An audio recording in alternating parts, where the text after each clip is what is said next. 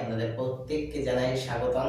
আলোচনা করব September 2025 again বৃষ রাশির জাতক বা জাতিকা, তাদের শুধু বৃষ রাশি নয়, বৃষ রাশি এবং তার পাশাপাশি বৃষ লগ্নের জাতক বা জাতিকা আগামী সেপ্টেম্বর 2025 এই মাসটি আপনাদের জীবনে কোন কোন ক্ষেত্রে ইতিবাচক ভূমিকা অবলম্বন করবে এবং তার পাশাপাশি আপনাদের জীবনে কোন কোন দিক থেকে বিশেষ কিছু অপরচুনিটি বা আপনাদের জীবনে বেশ কিছু বিপর্যয় আসতে পারে, সেই সকল বিষয় নিয়ে আজকের এই ভিডিওটির অবতারণা। দেখুন, সর্বপ্রথম যেটা বলবো, বৃষ রাশির জাতক বা জাতিকার আগামী সেপ্টেম্বর মাসটি, এই সময়ে বৃহস্পতি, দেবগুরু বৃহস্পতি থাকবে আপনাদের অষ্টম ভাবে, যা আধ্যাত্মিকতাকে অনেকটা প্রকট করবে। তার পাশাপাশি শুক্র থাকবে পঞ্চম হাউসে এবং মঙ্গল থাকবে চতুর্থে এবং শনি থাকবে দশম ঘরে। শনি দশমে থাকার জন্য অবশ্যই আপনাদের কর্মে কিছুটা ইম্প্যাক্ট আসবে এবং সেটা কাটানোর জন্য কি করতে হবে সেটাও এই ভিডিওতেই আলোচনা করা হবে পরবর্তী পার্টে। সর্বপ্রথম যেটা বলবো, কর্ম। দেখুন, আপনাদের দশম ভাবে শনির অবস্থান, শনিদেবের অবস্থান মানেই বুঝতে পাচ্ছেন সেখানে বিলম্ব হবে, দেরি হবে বা আপনাদের আশা প্রত্যাশার পূরণে অনেকটা বাধা সৃষ্টি করবে। এবং শনিদেব যেহেতু দশম ভাবে অবস্থান করছে, সুতরাং আপনাদের কিন্তু কর্মের দিক থেকে অবশ্যই সাবধানতা অবলম্বন করতে হবে।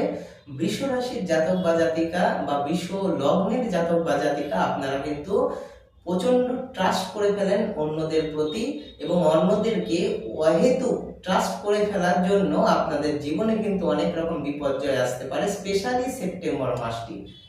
কেন মেনশন করছি সেপ্টেম্বর মাসটি? বিকজ অফ 10th হাউস দশমে আপনার শনিদেবের অবস্থান। সুতরাং এই কম্বিনেশনটা খুব একটা কিন্তু আপনাদের প্রফেশনের ক্ষেত্রে খুব একটা ইতিবাচক নয়। সুতরাং সাবধানে চলবেন। ইনভেস্টমেন্ট করার ক্ষেত্রে অবশ্যই দেখে নেবেন এবং যে পার্টনারের সাথে বিজনেস করছেন সেই পার্টনারের মধ্যে ট্রাস্ট বিল্ডিং কতটা আছে সেটাও কিন্তু যাচাই করে নেওয়ার আপনাদের প্রয়োজন আছে। এরপর আসবো প্রেম বা সম্পর্ক বা রিলেশনশিপ। দেখুন, শুক্রের শুভ প্রভাবে বৃষ রাশির জাতক বা জাতিকার কিন্তু আগামী সেপ্টেম্বর মাসটি প্রেম ভালোবাসার দিক থেকে বা আন্ডারস্ট্যান্ডিং এর দিক থেকে অনেকটা ভালো আসবে। পুরনো প্রেম আপনারা কিন্তু খুঁজে পেতে পারেন এবং পুরনো এমন কিছু সম্পর্ক জুড়ে যেতে পারে যেটার হয়তো আপনারা আশা করেননি। সুতরাং প্রেমের দিক থেকে আমি বলবো এক কথায় ইতিবাচক বলা যেতেই পারে। এরপর বলবো যেটা স্বাস্থ্য। দেখুন, বৃষ রাশির জাতক বা জাতিকা এরা কিন্তু একটু কর্মঠ পরিশ্রমী হয়, এরা কিন্তু খাটতে পছন্দ করে এবং পরিশ্রমে কখনোই এরা কিন্তু পিছপা হয় না বা পরিশ্রমে কিন্তু কখনোই এরা ঘাবড়ায় না। সুতরাং স্বাস্থ্যের দিক থেকে আমি বলবো মোটের উপর তো স্বাস্থ্য ভালো থাকবে, কিন্তু যেটা প্রবলেম আসতে পারে আপনাদের আই রিলেটেড এবং তার পাশাপাশি ভোকাল কর্ড, অনেকের গলার সমস্যা আসতে পারে। সুতরাং এদিক থেকে আপনারা সাবধানে থাকবেন এবং আগামী সেপ্টেম্বর মাসটি কিন্তু বৃষ রাশির জাতক বা জাতিকার ক্ষেত্রে অনেকাংশেই ভালো। প্রতিকার স্বরূপ বলবো কি, যে জায়গাগুলো খারাপ সেগুলো যাতে তার নেগেটিভ ইম্প্যাক্ট না ফেলতে পারে তার জন্য আপনারা কি করতে পারেন? সর্বপ্রথম যেটা করতে পারেন, আপনারা সাদা বা গোলাপি রঙের বস্ত্র পরতে পারেন প্রতি সোমবারে। দ্বিতীয়, আপনারা কিন্তু কোথাও বাড়ি থেকে বেরোনোর সময় কপালে চন্দনের টিকা পরে নিতে পারেন।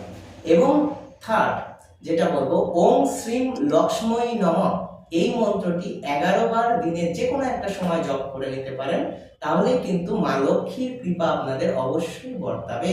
এবং কর্মভাবে যে অহেতুক সমস্যা হতে পারে, যে আগাম প্রেডিকশন আমি বললাম, সেটার যে নেগেটিভিটি সেটাও কিন্তু অনেকটা কেটে যেতে পারে। সুতরাং বৃষ রাশির জাতক জাতিকা বা বৃষ লগ্নের জাতক বা জাতিকা, আপনারা সকলে ভালো থাকবেন এবং আপনাদের জীবনের সকল তমসা দূর হোক। আশা করি আপনারা প্রত্যেকে ভালো থাকবেন। অনেক অনেক ধন্যবাদ। নমস্কার।